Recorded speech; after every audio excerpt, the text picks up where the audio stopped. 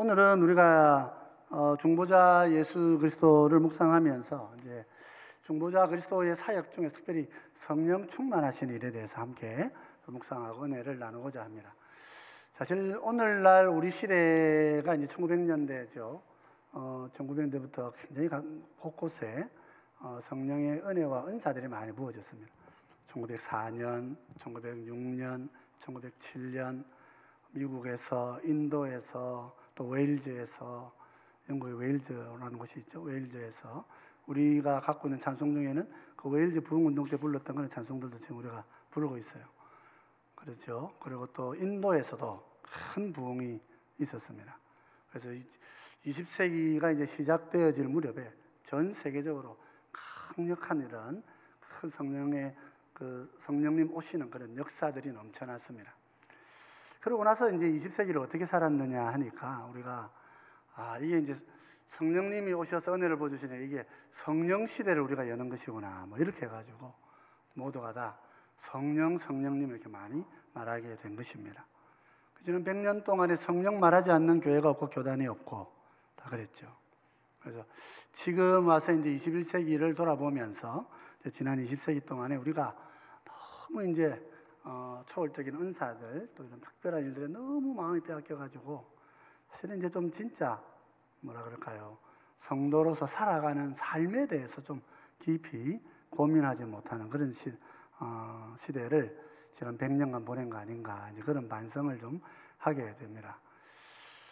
그리고 이제 신학적으로도 좀 정돈이 좀 필요하다는 그런 생각들을 많이 하게 되죠. 과연 이제 성령님께서 우리 가운데 부어주신다 하는 이것을 우리가 어떻게 이해하고, 이것이 이제 성령님이 오신 것이다, 이렇게 우리가 정돈할 때 그 개념을 어떻게 좀 정리해야 되는가 하는 것이 이제 숙제로 남아 있게 됩니다. 근데 이제 우리가 이 중보자 그리스도 3편에서 이렇게 우리 세 번째 3항에서 우리가 깊이 보게 되는 것이 성령 충만에 대한 이야기입니다. 성령 충만은 예수님께서 성령에 충만하셔서 사역하심으로부터 시작된 일이란 말이죠. 그래서 성령 충만은 성령님의 사역이라고 우리가 말하면서도 성령론 안에서 다루어야 함에도 불구하고, 그리스도께서 성령에 충만하셨고 그리스도께서 그 충만함을 우리 가운데 주시는 분이시기 때문에 이 충만함을 주시는 분은 예수님이시다, 이렇게 고백해야 된다 하는 것이 좀 신학적인 정돈이 필요한 부분이라 그렇게 좀 반성이 되어져 오고 있습니다. 그래서 오늘 우리가 8장 3항을 보면 우리 장로교회는 뭐 성령 충만이 없고 성령 세례가 약하고 그래서 뭐 우리가 은사가 없고 이렇게만 평가할 일만은 아니다. 우리도 잘 알아야 되는 거죠. 우리는 어떻게 성령님이 일하시는 것과 주님이 일하시는 것을 통하여서 내가 충만함을 받아서 주님이 주시는 능력으로 일할 수 있는가 하는 것을 이 3항이 잘 보여주고 있습니다. 그래서 오늘 우리 3항을 한번 보시면서 차근차근 한번 정리를 해가시면 좋겠다 싶습니다. 우선 우리 3항을 같이 한번 쭉 한번 읽어보십시다. 3항입니다. 같이 읽겠습니다. 주 예수님께서는 이처럼 신성과 연합한 인성에서 성령으로 한량없이 거룩하여지셨고 기름 부음을 받으셨다. 지혜와 지식의 모든 보화를 가지셨기에 아버지께서 모든 충만이 그분 안에 거하는 것을 기뻐하셨으니 이는 예수님이 거룩하고 악이 없고 더러움이 없고 은혜와 진리가 충만하시어 중보자와 보증의 직무를 수행하시기에 완전하게 구비되도록 하시려는 목적을 위함이었다. 예수님은 이 직무를 스스로 지신 것이 아니라 모든 권세와 심판권을 그의 손에 맡기시고 그것을 수행하라고 명령하신 아버지로부터 이 직무로 부르심을 받으셨다. 자, 여기서 이제 우리가 3항을 좀 보면 예수님께서 그냥 사역하지 않으시고 성령님으로 충만하셔서 사역하셨다, 그렇게 되어 있습니다. 그죠? 그래서 우리가 성령으로 충만하신 중보자 예수님, 왜 예수님 하나님이신데 충만함이 필요합니까? 성령님의 충만함이 필요합니까? 그랬을 때에 신성과 연합한 우리 인성에, 그죠? 성령으로 거룩해지시고 기름을 부음받으신 것이다. 이렇게 보지 않는 거죠. 이렇게 이해해야 된다는 거죠. 예수님 인성을 가지시고 계시니까 그 사역과 모든 부분에 제약이 다르시는 거예요. 사람이시기 때문에. 그래서 성령님이 충만하게 함께 하심으로써 주님께서 사람으로 하나님으로 중보자로서 사역하시는데 부족함이 없도록 성령님이 임하여 함께 사역하시는 것이라 말이에요. 그래서 인성의 제한성으로 인하여서 그렇게 성령의 충만함을 받은 것이다. 그리고 이것은 중보자의 사역을 완성하시기 위해서 구비가 되어 주신 것이다. 예수님 자체로 충분하신데 왜 구비가 필요합니까? 그래서 인성을 갖고 계시기 때문에 인성의 제약성으로 사역을 완전히 다 완성하실 수 없기 때문에 성령님이 오셔서 그것을 함께 해 주신다. 그런 의미란 말이죠. 이 직무는 이제 예수님이 자발적으로 시작하신 것이라기보다는 아버지께서 부르셔서 세상의 모든 권세와 심판권을 다 가지시고 그래서 완전한 하나님으로서 이를 이루어 가시기 때문에 이 신성과 인성을 충만하게 하기 위해서 성령의 충만함이 임한 것이라. 우리는 이렇게 고백을 하고 있는 거예요. 그러니까 성령의 세례라든지 성령의 은사를 성령님의 관점에서 이해하는 것이 아니고 예수님의 중보자로서의 사역을 이루어 가심으로써 그것을 이해해 가고 그것을 소망해 가는 것이다 말이죠. 그래서 우리가 차근차근 이 주제들 한번 다루어 보겠습니다. 첫째는 이제 우리가 중보자의 인성이 사역을 위해 소양을 구비하게 하시는 것이다. 성령 충만은 인성 위에 인성의 연약함을 제한성을 갖고 있기 때문에 성령님이 오셔서 예수님을 준비해 구비시키신 것이다 하는 것입니다. 그래서 성령님으로 기름 부음을 받으신다 그랬죠. 그래서 위격에 결합된 인성으로 인해서 인간적인 제한성이기 때문에 그렇다 그랬습니다. 이것은 시편 45편 7절 이런 말씀이 있어요. 왕은 정의를 사랑하고 악을 미워하시니 그러므로 하나님 곧 왕의 하나님이 즐거움의 기름을 왕에게 부어 왕의 동료보다 뛰어나게 하셨나이다. 이런 말씀이 있어요. 여기 볼 때 왕의 다른 인간들과 다른 하나님의 중보자의 왕으로서의 사역을 감당하시도록 즐거움의 기름을 부으셨다. 이 성령을 부어주셨다 하는 것을 말하고 있는 거죠. 제가 오늘 우리가 읽은 3장 34절은 더 분명하게 말씀하십니다. 하나님이 보내신 이는 하나님의 말씀을 하나니 하나님이 성령을 한량없이 주심이니라. 그러니까 우리가 이 성경 공부를 많이 해가지고 우리 입에서 성경이 말씀이 나오는 게 아니에요. 여러분 조심하셔야 됩니다. 성경 공부를 많이 해야 되지만은 그러나 성경 공부를 많이 한다고 그 공부 자체가 내 입에서 말씀이 나오게 하는 게 아니란 말이에요. 성령께서 내 속에서 그 말씀을 사용하시는 거예요. 사용해 주시는 거예요. 그래서 그 말씀이 적재에 적소에 나타나고 그럼으로써 복음이 전파되어지고 사람이 말을 하는데 성령이 이야기함으로써 그의 영을 만질 수 있는 그런 역사들이 일어나는 것입니다. 그래서 예수님께서 사역을 하실 때에 하나님의 아들이시기 때문에 얼마든지 신성으로 하실 수 있지만 인성의 제약성을 함께 가지시면서 성령의 충만함을 가지고 성령님이 일하시도록 하신 거예요. 왜 그렇습니까? 우리가 그렇게 사역해야 되기 때문에 그런 거예요. 예수님이 부족해서 그러신 것이 아니고 그래서 하나님이 말씀하실 때에는 하나님의 영이 오시는데 예수님의 인성에 오시잖아요.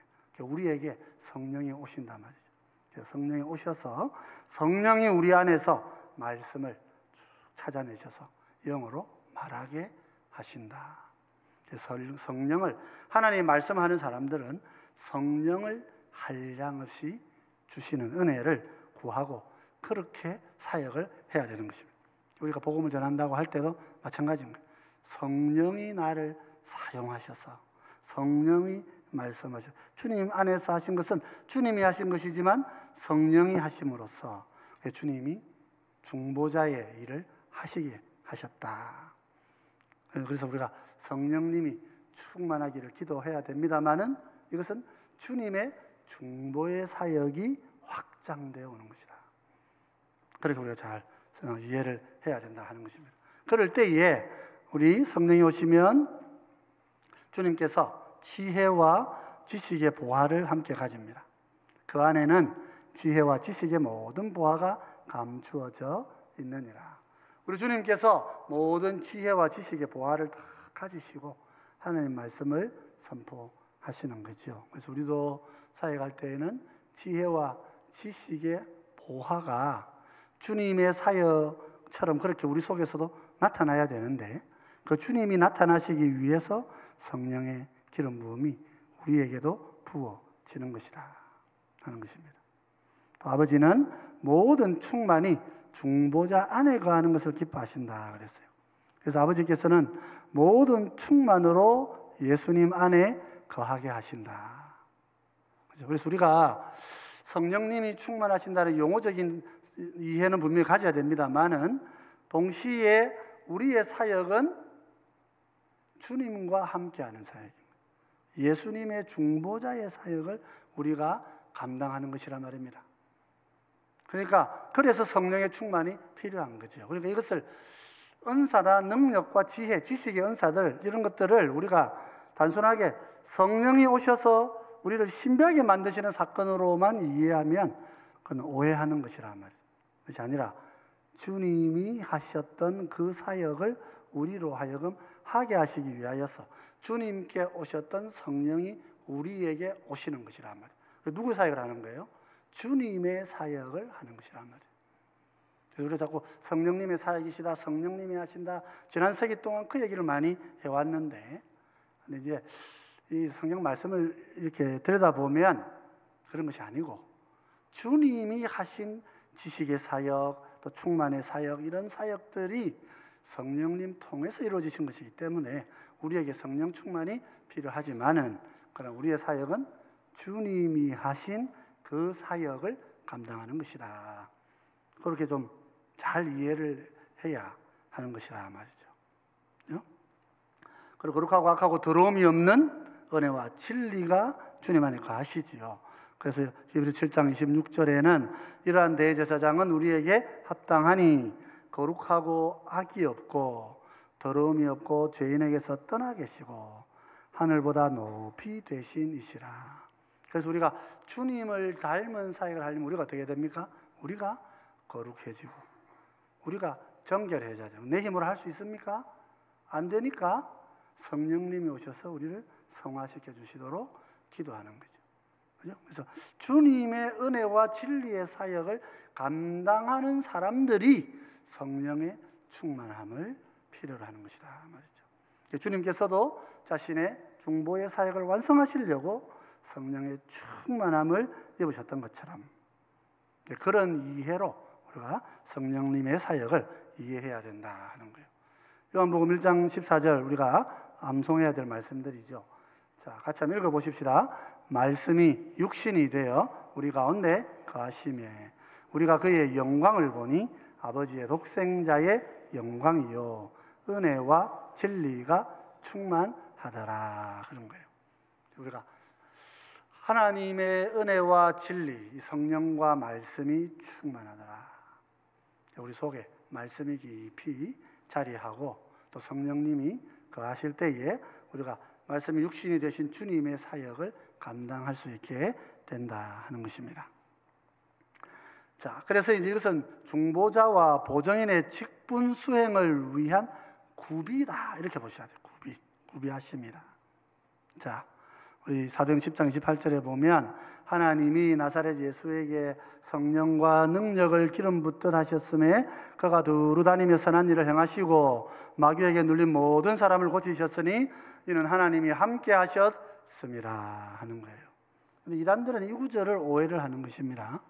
하나님이 나사렛 예수라고 하는 한 인간에게 성령과 능력을 주시니까 그가 다니면서 귀신도 쫓고 큰 일을 하지 않았느냐. 그래서 우리가 성령을 받으면 우리도 막 그런 일을 할 수 있다. 이런 식으로 해서 하는 거예요. 그렇지 않습니다. 나사렛 예수님은 중보자로 오신 주님이시란 말이에요. 그 주님 안에 있는 그 인성을 제한성 때문에 성령을 기름부터 부으시고 주님께서 하나님과 사람으로서 이 세상에서 두루 다니시며 선한 일 하시고 마귀를 떠나보내셨다. 그런 의미예요. 이걸 가지고 예수님은 원래 사람이었는데 성령님이 오셔가지고 그리스도가 됐다 하는 이런 이단들의 가르침을 항상 경계해야 하는 것입니다. 사람들은 이런 구절을 이런 말을 좋아합니다. 왜 좋아할까요? 나도 신이 될 수 있으니까 좋아하는 것입니다. 그 미국을 세웠던 그 미국의 파운더들 전부 다 그런 사람들입니다. 예수님이 하나님의 아들이었다고 믿지 않는 사람들이에요. 유니테리언들이라고 그래요. 우리가 그런 분들을 유니테리언들이고, 이 사람들은 예수님은 사람이었는데 어느 날 성령이 오셔가지고 예수님을 하나님처럼 만들어줘가지고 하나님이 되었다. 그 예수님 자리에 지식을 넣으면 최고의 철학자들이 됩니다. 사람에게 지식이 확 들어와가지고 지식의 눈이 열리면 하나님이 된다. 이렇게 생각하는 거죠. 철학자들이 하는 일이 그런 일이었다 하는 거죠. 그래서 요 구도를 오해하면 안 됩니다. 나사렛 예수님 할 때 그분은 이미 하나님이시고 사람이신 분이시고, 그분에게 그 인성의 제약성을 두고 성령이 부어지셨으므로 그것을 가지고 성령에 충만하셔서 사역하셨단 말이죠. 그 주님이 성령에 충만하셔서 하신 사역이죠.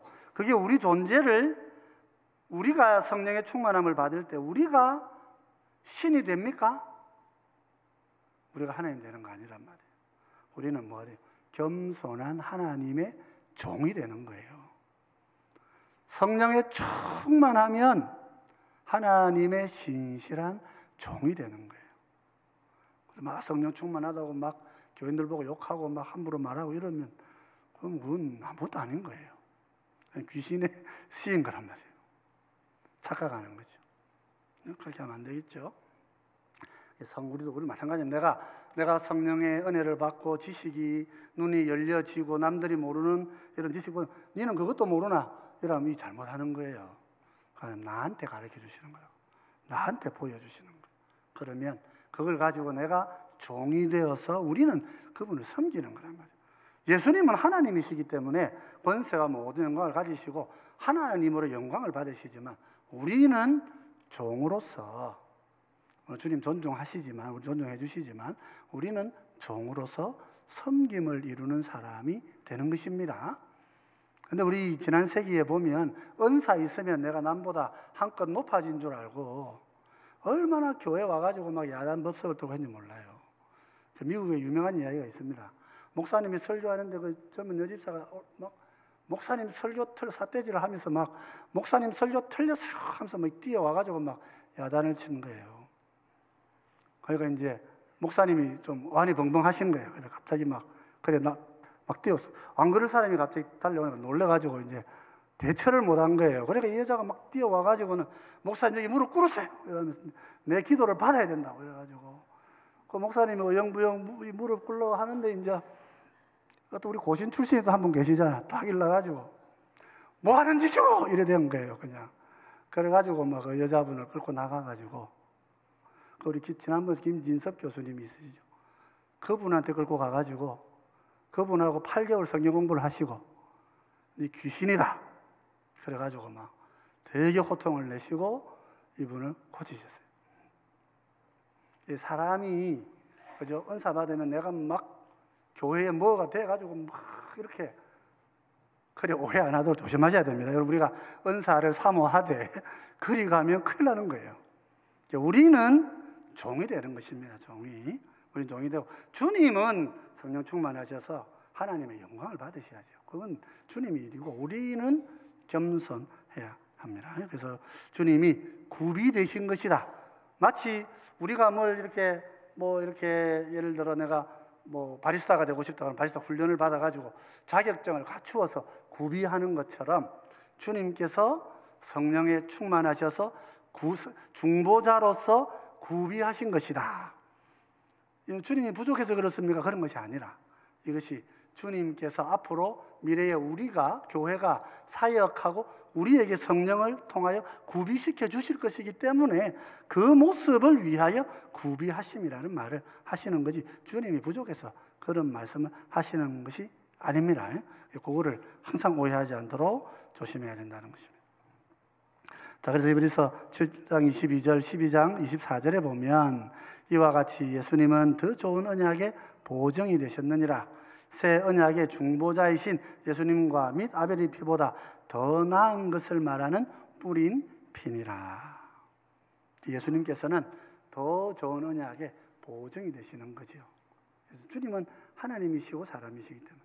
그래서 이런 중보자로서의 자신의 사역을 성령의 충만으로 우리식 표현으로 구비하셨다, 그렇게 표현을 하고 있다, 기억하셔야 돼요.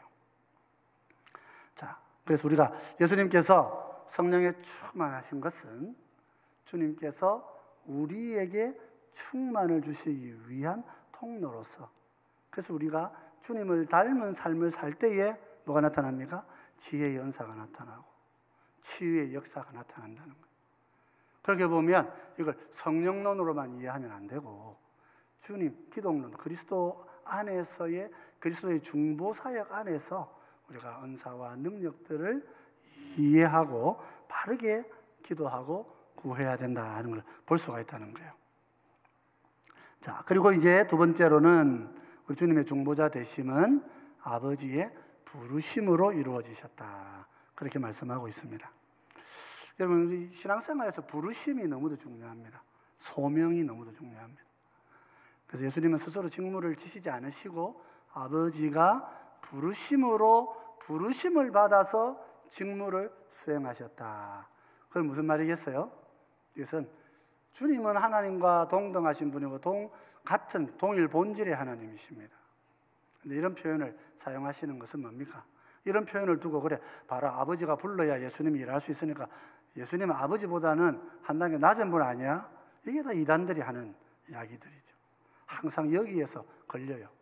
그러면 아버지보다 못한 분이 아버지처럼 되셨으니까 나도 그렇게 될 거 아니야? 그럼 나도 지식을 쌓고 열심을 쌓고 도를 닦으면 나도 하나님이 되는 거 아니냐? 성경을 그렇게 읽어요. 이분들은 성경을 하나님 되는 길로 읽는 거예요. 그 성경은 하나님 되는 비법을 알려주는 책이 아닙니다. 성경은 우리가 바른 인간이 되는 자리를 가르쳐 주는 것이고, 그죠? 예수님께서 아버지로부터 부르심 받아서 사역하신다, 이 표현은 주님이 그리하셨던 것처럼 우리도 어떻게 해야 된다고요? 부르심을 받아서 사역해야 된다는. 내 마음대로 내가 교회 와가 내 마음대로 내가 지금 하고 싶습니다, 하겠습니다, 이러면 됩니까, 안 됩니까? 안 되는 것입니다. 그래서 교회는 투표를 통해서 직분자를 하나님이 부르시도록 우리가 최선을 다해 사람을 부르는 게 하나님의 부르심에 참여하는 것이란 말이죠. 우리 교회도 직분자를 앞으로 더 세워야 되고 또 우리 교회도 많은 분들이 더 잘 섬길 수 있겠습니다만은, 그러나 어떤 이유에서든지 교회가 섬김의 자리에 나오는 것은 부르심을 가지고 나와야 되는 거지, 그냥 내 마음에 열심 가지고 내가 하고 싶어서 이렇게 하는 게 아니라는 걸 보여주는 거랍니다. 예수님도 아버지가 부르시기 때문에 직무를 수행하시는 것이다. 직분, 그래서 기름 부음은 직분과 관련되어진 말씀이라 하는 것입니다. 자, 히브리서 5장 4절 5절에 이런 말씀이 있습니다. 이 종기는 아무도 스스로 취하지 못하고 오직 아론과 같이 하나님의 부르심을 받은 자라야 할 것이니라. 또한 이와 같이 그리스도께서 대제사장 되심도 스스로 영광을 취하심이 아니요 오직 말씀하시니가 그에게 이르시되 너는 내 아들이니 내가 오늘 너를 낳았다 하셨고, 그러잖아요. 어떤 직분도 자기가 나서가지고 하는 게 아니에요. 근데 사울이 어떻게 합니까? 제사 드리는데 내가 제사 드리겠다고 나서버리잖아요. 그러니까 하나님이 그를 그 직에서 끊으시는 거죠. 우리도 직분의 범위를 잘 지켜야 되는 것입니다. 하나님이 너에게 부르시지 않았는데 내가 나가가지고 하겠습니다. 크게 하나님이 싫어하시는 일이다. 부르심을 받은 자는 부르심을 받은 자리에서 섬겨야 하는 것입니다. 예수님 부르심으로 중보자가 되셨다 하는 말씀이죠. 그리고 예수님은 사실은 아버지와 동일하시고, 그죠? 동등하시는 그 동일 본질이라 그랬습니다. 그런 본질의 하나님이신 예수님께서 어떻게 하십니까? 모든 일에 아버지가 계획하신 대로 순종하신단 말이죠. 심지어 우리를 구원하실 때 우리가 누구라 그랬습니까? 아버지가 나한테 보내준 자라, 이렇게 말씀하시죠. 아버지가 나한테 보내준 자를 내가 잃어버리지 않겠습니다, 이렇게 말씀하시는 거지, 내가 데려온 자를 아버지가 인정해 주십시오, 이런 말을 주님은 하지 않으셔요. 그럼 우리는 어떻게 해야 돼요? 우리 사역, 주님께서 내게 맡기신 일을 내가 감당하는 것이어야 된다. 순종이 제사보다 낫다 하는 이 사무엘의 이야기는 오늘 우리 모두가 마음에 잘 염두에 둬야 되는 거예요. 아이디어, 내 생각이 좋다고 내가 하면 안 되는 거예요. 조심해야 되는 거예요. 사실 저는 지금까지 이제 제가 미국에서 공부할 때 이제 같이 석박사들 같이 앉아서 이제 얘기하는데, 제가 뭘 하고 그 앞에 앉아가지고 우리 교단은 앞으로 뭐를 만들어야 되고 뭘 해야 되고 이런 거 해야 된다고 막 떠들었어요. 박사과정 애들이 보고 감동을 해가지고, 와, 간사님 우리 교단 총무하셔야 되겠습니다. 그랬어요. 그 아이디어 하나하나가 지금 사람들이 얘기하고 있는 아이디어들이에요. 헛소리 한 건 아니에요. 그러나 그때 제 눈에 그런 게 보여가지고 그 얘기를 내가 막 떠들었는데, 하나님은 저를 통해 그 일을 하지 않으셔요. 이게 무슨 말이겠어요? 아이디어가 좋고 생각이 좋다고 하는 게 아니에요. 하나님이 말씀하시고 하나님이 인도하실 때 우리가 사역을 할 수 있는 거예요. 저희의 지금까지의 훈련은 뭡니까? 내 생각을 내려놓는 게 훈련인 거예요. 괜찮은 아이디어 떠오르면 다 버려야 되는 거예요. 그걸 버리고 나는 말씀을 보고 말씀 안에서 하나님께서 내게 맡기시는 일들에 내가 충성하는 거예요. 지금도 이 교단에 보면 이리저리 일하는 눈이 이렇게 다니는 분들이 있습니다. 이게 저도 그때 한때 그래 돌아다녔던 것 같아요. 보니까 지금 와서 보니까. 근데 하나님은 자기 사람을 자기가 세우셔서 자기 때에 일하시는 거예요. 나는 아닙니다 할 줄 알 때 그게 하나님 일을 하는 거다. 순종과 겸손을 말씀하시는 거예요. 자, 그래서 예수님께서는 이제 하나님이 주시는 이 권세와 심판을 중보자의 위임받으셔서 일하시는 것이다. 중요하죠. 우리가 위임받아서 일하는 것입니다. 요한복음 5장 22절 27절에는 아버지께서 아무도 심판하지 아니하시고 심판을 다 아들에게 맡기셨으니 또 인자됨으로 말미암아 심판하는 권한을 주셨으니 그랬단 말이죠. 그래서 하나님께서 위임하신 권한을 사용하는 것입니다.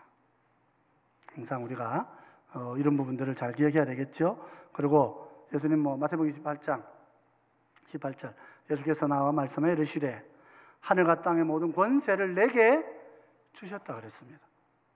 사탄은 다니면서 이게 내 거다 하고 거짓말하고 다닙니다. 근데 예수님은 어떻게 하셔요? 하나님이시지만은 이건 내 겁니다 할 수 있는데 그렇게 안 하신다는 거예요. 그렇죠? 하늘과 땅의 권세는 다 내 겁니다. 주님이 하셔도 아무도 누가 그거 아니라 하겠습니까? 하나님이신데. 근데 어떤 방식으로 말하셔요? 권세를 내게 주셨다는 방식으로 말씀하신다는 거예요.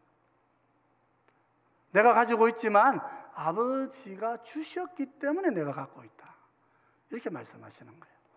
그럼 주님도 그렇게 말씀하시는데 우리가 사역할 때에 예를 들어 주님 나한테 병 고치는 은사 주셨다 그러면은 어떻게 기도해야 되겠어요? 주님이 나에게 주셨기 때문에 주님의 이름으로 귀신을 쫓아야죠. 지혜와 지식이 생기면 주님이 나에게 지식을 주셨기 때문에 이 방법으로 내가 하라고 권면합니다. 그렇게 말을 해야지. 내가 하나님이 된 것처럼 내 말 안 들으면 어떻게 돼요? 한 날 와가지고 예배 시간에 막 나와가지고 막 고함 지르고 하면 그게 하나님 뜻을 이루는 것이겠냐 말이죠. 그 순진한 목사님만 막 덜덜 떨고 막 그냥 써가지고 그래 되는 거예요. 그죠? 특히 우리가 주님이 어떻게 말씀하신 이게 성령론만 강조하시는 세대가 뭐가 문제냐 하면 성령이 오시면 내 마음대로 할 수 있다. 성령이 오시면 온갖 게 다 나타날 수 있다. 이런 사고방식을 은연중에 심어 놓아버린 거예요. 은사 있다 그러면 막 그냥 말도 평소에 높이 하다가 막 말 낮춰 해버리고 말의 끝이 짧아지고 막 그래 되는 거예요. 여러분 그리 안 되도록 하셔야 되는 거예요. 주님이 왜냐하면 주님이 모든 일을 하실 때 위임받은 자로서 하셨단 말이죠. 위임은 그 권위의 주체가 누굽니까? 나한테 위임해 준 분한테 있는 것입니다. 권위 주체가. 그래서 우리가 무슨 직분을 수행하더라도 이렇게 위임받은 자로서 사역을 하셔야 된다 하는 거예요. 자, 사도행전 2장 36절에 우리 이런 말씀이 있으십니다. 그런즉 이스라엘 온 집은 확실히 알지니 너희가 십자가에 못 박은 이 예수를 하나님이 주와 그리스도가 되게 하셨느니라 하니라. 참 이 말씀이 베드로가 설교를 하고 있는데 베드로 마음은 그렇지 않겠습니까? 예수님이 우리의 주요 그리스도이십니다. 당연히 이렇게 말하고 싶은데 어떻게 말해요? 하나님께서 아버지께서 그렇게 순종하신 그분을 우리의 주와 그리스도가 되게 하셨다. 이렇게 고백하는 거예요. 예수님의 모든 사역과 존재를 설명하는 방식이 아버지께서 하셨다. 이렇게 하는 거예요. 이런 걸 가지고 이런 표현들을 두고 뭐 예수님이 아버지보다 못하니까 원래는 인간이었는데 아니면 뭐 천사장 정도였는데 하나님이 어떤 은혜를 줘가지고 하나님 되게 신을 만들어가지고 그렇게 했으니 뭐 우리라고도 왜 안 되겠냐. 우리도 좀 도 닦고 공부하고 지식 배우면 신이 안 되나. 우리도 하나님 되는 거 아이가. 예수라는 분이 그렇게 됐으니까 우리도 그렇게 돼. 예수님은 하나의 모범으로 생각하고 우리의 구주로 생각하지 않는 신앙. 그런 신학을 우리가 이단이라고 규정을 하고 있는 것입니다. 근데 성경은 분명히 말씀하십니다. 아버지께서 부르시고 아버지께서 주시고 아버지께서 임명하시고 아버지께서 세우시고 동등하신 분입니다. 동등하시고 같은 분이십니다. 그렇게 말씀하시면서 이 모든 것들이 주님 닮아서 사역하고 살고 싶은 우리에게 주시는 메시지다 말이에요. 주님이 성령에 충만하신 것처럼 우리를 그냥 사역하게 하지 않으시고 성령으로 충만케 하실 것이란 말이에요. 그 성령의 은혜를 구하고 은사를 구하고 주님 앞에 나와서 은사를 구하고 그렇게 할 때에 주님께서 우리를 큰 일꾼들로 또 필요한 적절한 사역들을 감당할 수 있는 그런 일꾼들로 세워주신다 하는 여러분 마음에 잘 붙으신 후 그 사망을 그렇게 잘 이해하시면 좋겠습니다. 자, 우리 사망 같이 한 번 더 같이 읽어보십시오. 같이 읽겠습니다. 주 예수님께서는 이처럼 신성과 연합한 인성에서 성령으로 한량없이 거룩하여 주셨고 기름 부음을 받으셨다. 지혜와 지식의 모든 보화를 가지셨기에 아버지께서 모든 충만히 그분 안에 거하는 것을 기뻐하셨으니 이는 예수님이 거룩하고 악이 없고 더러움이 없고 은혜와 진리가 충만하시어 중보자와 보증의 직무를 수행하시기에 완전하게 구비되도록 하시려는 목적을 위함이었다. 예수님은 이 직무를 스스로 지신 것이 아니라 모든 권세와 심판권을 그의 손에 맡기시고 그것을 수행하라고 명령하신 아버지로부터 이 직무로 부르심을 받으셨다. 그래서 이 사망을 잘 마음에 새겨 두시면 좋겠습니다. 그래서 그리스도는 성령님으로 인하여 충만해지신 분이시라. 그래서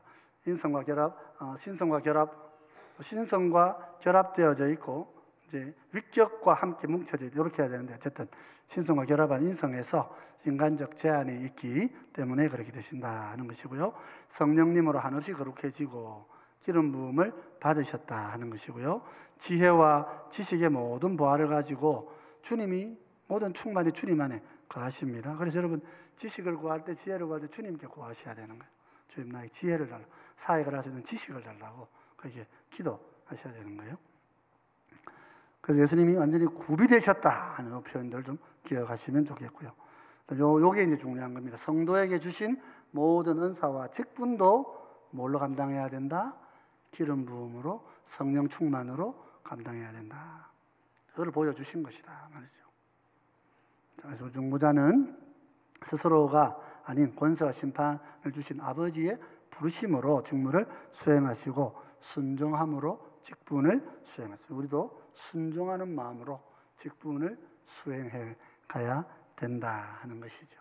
그래서 우리가 언약을 이루러 오신, 은혜 언약을 이루러 오신 이 중보자에게서 우리가 복음을 전하는 자로서 또한 중보자가 가졌던 그 은혜를 우리에게도 주시겠다고 하는 약속 안에서 은사와 모든 것들이 설명이 되고 주어져 있다 하는 것을 우리 이 지금 그 웨스민스터 신앙 고백서가 고백을 그렇게 하고 있는 거예요. 그러니까 당시의 사람들이 그때 은사들이 있는 그룹을 몰랐던 게 아니고, 순복음이 지금 나타난 게 아니고 그때도 은사를 강조하는 분들이 많았어요. 그런 은사들 자체를 구하는 것이 돼서는 안 되고, 그리스도 안에서 주님의 직무를 위임받은 제자로서 우리가 그것을 수행해 갈 때에, 그때에 필요한 것이니 주님께 구하고 주님께 필요를 간구할 때에 주님이 모든 것을 채워주신다 하는 그런 원리를 펼쳐놓고 있는 것입니다.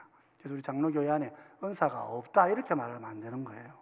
19세기에 미국의 일부 교단에서 은사 중단론을 좀 주장을 했습니다마는, 주님이 필요하시면 은사는 얼마든지 열려지는 것입니다. 그래서 우리가 그런 부분에 너무 닫혀 지내지 말고 열려서 주님의 이름과 권능을 위하여서 그 주님이 가지셨던 것들을 우리도 함께 가지고 그렇게 성령님 안에서 사역할 때에 우리 교회가 새 힘을 가지고 이런 우리 복음을 맡고 있는 요소들과 싸워가면서 그렇게 승리할 수 있는 줄 믿습니다. 그래서 우리 모두가 다 주님 충만하신 성령 충만 꼭 기억하시고 마음에 잘 간직하시는 우리 모두가 되시면 좋겠습니다.